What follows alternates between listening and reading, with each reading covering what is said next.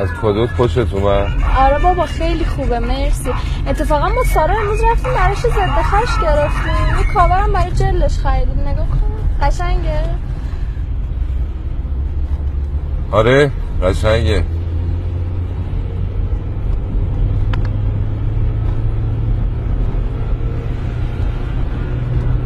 خودت خواستی یا دوستت مجبورت کرد بخری؟ سارا نه.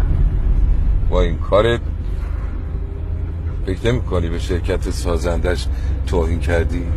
نه بابا اتفاقا خود شرکت توصیه میکنه از کاور استفاده کنی. از کمکاری کرده، تبلت ضعیفه، توصیه کرده تو هم همین کاری کرده. بابا این چه حرفیه میزنی؟ اتفاقا چون نمیخواستم ضربه‌ای بهش بخوره از قیمتش بیفته این کارو کردم. تازه کادوی بابا جونمه. حالا کابل که کشیدید زشت نشده؟ به نظرم نشد، ولی خب اگه میشدم به حفاظتی که ازش میکنه میارزه دیگه.